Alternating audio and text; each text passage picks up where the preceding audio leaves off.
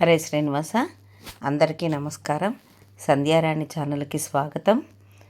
బతుకమ్మ పండుగలో 7వ రోజు వేపకాయల బతుకమ్మగా అమ్మవారు పూజలు అందుకుంటారు.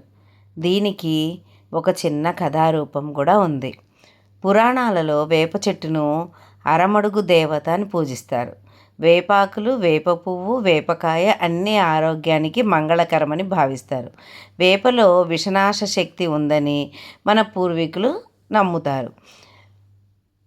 ఒక ఊర్లో ప్రతి సంవత్సరం వ్యాధులు వస్తూ ఉండేవి. గ్రామస్తులు అమ్మవారిని ప్రార్థించారు. అమ్మ, మాకు ఆరోగ్యం ఇవ్వు, వ్యాధుల నుండి రక్షించు అని. అప్పుడు అమ్మవారు స్వప్నంలో చెప్పారు, నా పూజలో వేపకాయలను సమర్పించండి.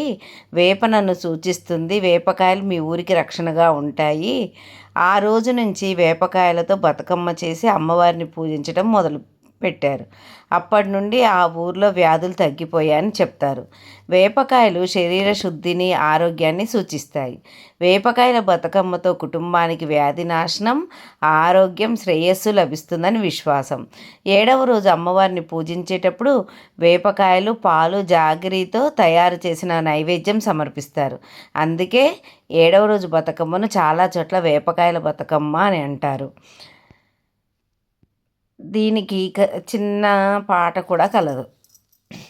వేపకాయల బతుకమ్మ ఉయ్యాలో, వెన్నెలలో ఆడే ఉయ్యాలో, అమ్మవారిని పూజించే ఉయ్యాలో, ఆరోగ్యమిచ్చే ఉయ్యాలో, బతుకమ్మ బతుకమ్మ ఉయ్యాలో, బంగారు బతుకమ్మ ఉయ్యాలో, వెన్నెలో వెలిసే బతుకమ్మ ఉయ్యాలో, వైద్యము ఇచ్చే ఉయ్యాలో, వ్యాధి నాశనము చేసే ఉయ్యాలో, వేపకాయల బతుకమ్మ ఉయ్యాలో, బతుకమ్మ బతుకమ్మ ఉయ్యాలో, బంగారు బతుకమ్మ ఉయ్యాలో, బంగారు బతుకమ్మ ఉయ్యాలో, వేప చెట్టు చల్లని నీడల ఉయ్యాలో, వెలిసే మా అమ్మవ్వ ఉయ్యాలో, ఆరోగ్యమిచ్చే అమ్మవ్వ ఉయ్యాలో, ఆశీస్సులు కాపాడు ఉయ్యాలో, బంగారు బతుకమ్మ ఉయ్యాలో, బతుకమ్మ బతుకమ్మ ఉయ్యాలో.